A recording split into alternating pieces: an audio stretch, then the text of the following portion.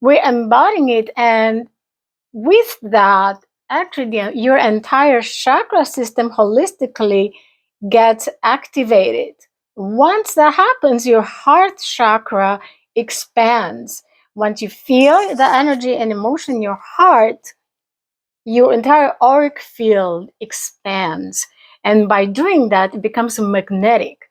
So then what happens is, in the now moment that we're finding, okay, so I'm grateful for this crystal here, and I'm holding on to it. So I'm using my kinesthetic skills, and I'm looking at it. Then I'm using the visual skills, learning styles, skills. Right? I'm looking at the color, and I love the color.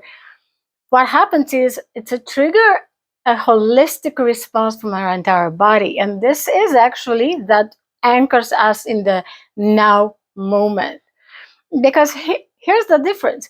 If I say, well, I'm thankful for, I'm thankful for when I see, when I see my sister, right? I'm thankful for her. If I'm seeing my sister, but that is actually a memory from the past.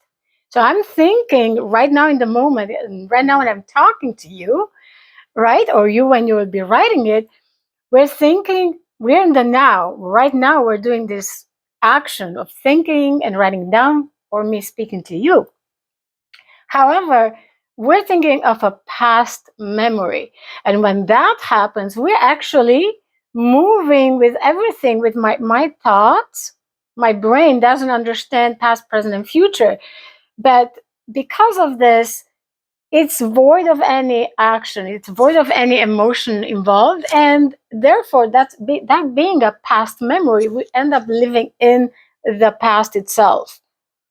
If I'm thinking, well, oh my gosh, I know I'm so grateful for my sister, but actually I'll be seeing her soon, but that's in the future. Maybe I'll see her for Thanksgiving dinner, right? And I go, but that's in the future. So none of this, nor past nor future, will actually bring us maybe the abundance we want for the future, maybe the love we're looking for, maybe the new car we're trying to find and buy at a good price, or the right car.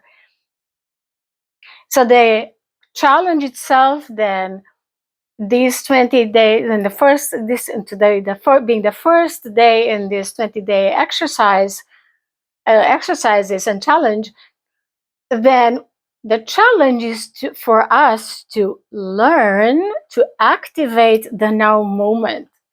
So, for example, when actors go on stage, to embody not their own civil persona, like they're civilians, right?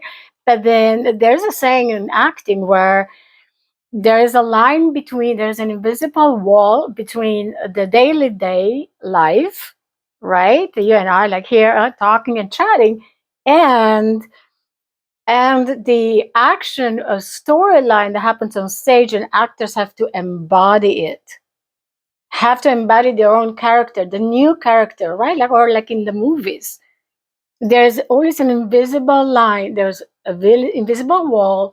And what actors are trained to do is to drop, they literally say that, drop your civil, you're not Deanna anymore right now, and you're not John, or you're not Mary right now. None of it matters who you are in the past, who you were, what's your story, what's your history, what's your likes and dislikes. None of it matters. Because once you cross the threshold between civilian life and stage life, or filming life, you're entering into a new stage, onto a new space, onto a vortex that happens right now. And the best movies and the best plays and the best actors are the ones who embody fully into the now moment that new persona, that new character. But here's the kicker. You don't have to be an actor or a movie actor, because we as humans, we do this actually every single day, but we have not been looking at it and recognizing this shift that we're doing every single day. We are constantly shifting as humans from one persona to the next, right? If I wake up in the morning, I'm just by myself, okay, well, it's just me, Deanna. But if I actually have to take care of my kids, well, guess what? You're just shifting into the mom persona. If I'm talking to my husband, wait, I'm then shifting into the wife persona. If I'm, going on a date, well, then I'm on to a girlfriend persona. If I'm taking care of the dogs, I'm into caretaker, doggy caretaker persona, or a teacher persona, or a doctor persona, or a nurse persona. We all have this since we are little. We already know internally how to do this. And then the challenge itself for actions or desires that we want to manifest, which is something in the future. The challenge then is to, well, how do you embody in the now something that you will want to in the future? So let's say I want to have a new car, but there are so many cars out there. How would you even know which one will be the best to choose? How would you know which one to pick? Because there are so many choices. If you just go by cause effect, and very rational thought, sure, you'll be like looking at all the stats and whatnot.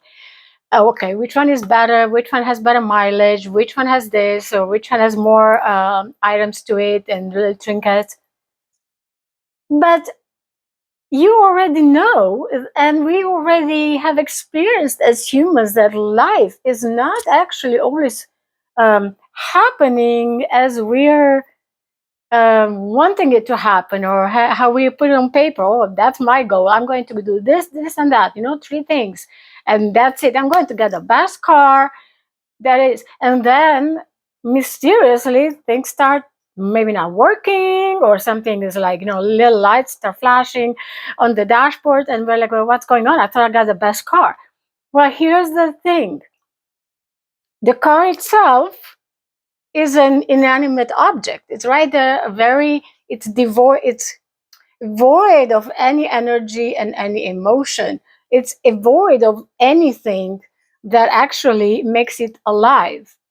But as humans, once we interact with it, we actually expand our field of liveliness onto the objects that we move. So we're including this inanimate object into our space, into our living energy biofield. And with that, we're also imparting, or should I say, imparting onto that inanimate object, onto the car, onto my water bowl, and emotions that come with me.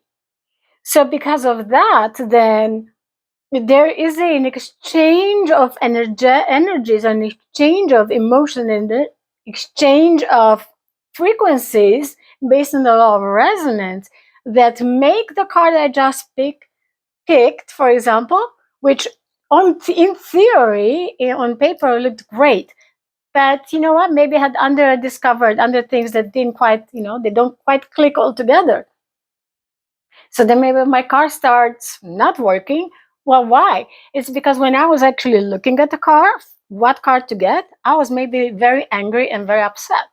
So then science just came, recently science has merged with old spiritual wisdom and teachings, where they're saying, there is a third unseen, invisible force at work. And we're going to get later on into the more details, okay, what exactly that is.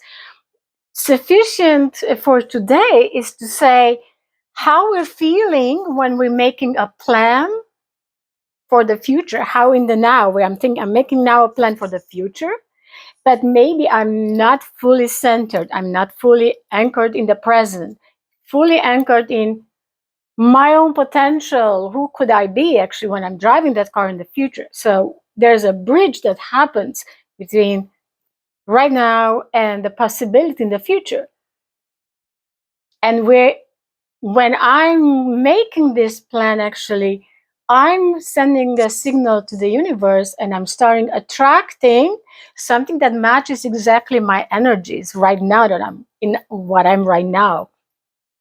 So if I'm angry and looking for a car, right? Because something happened to me, like I'm angry, everybody, all the time I get all these bad cars and whatever, right? Or somebody made me angry and I'm going to do this right now and I'm going to look for a better car.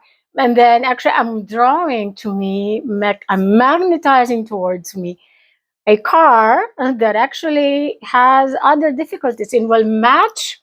Not, this is where the kicker is. The future object that I'm attracting to my field for what I'm wanting or desiring, or the future person, actually matches new energy right now. So if I'm angry at thinking of something, I'm going to attract I'm going to attract an angry person towards me, an angry boyfriend, an angry girlfriend, right? Or a car that will always still make me angry. But people don't understand that that is the underlying force that is at work here. So with our first today in our first exercise of our daily 28 days, and I'll be here for you every single day for the next during this Thanksgiving and Christmas time. And of course, this can be applied anytime during the year. You can do this challenge anytime you want. The first exercise is find 10 items that we're grateful for. Remember, not just say thank you for this object, but really feel it. That's the difference between thinking or being or saying thank you to something or being grateful. It's deeper. It reaches your inner core. So this is for today, for day one. Please like and subscribe. I'm Deanna Mel. I'm your Soul Spark coach. And like and share, because sharing is caring. And leave us comments below and tell us what is your, pick one item out of your first day exercise that you feel grateful for. Thank you so much, and I'll see you. I'll see you on the next day in our challenge. Deanna, I'm signing out. Love you all.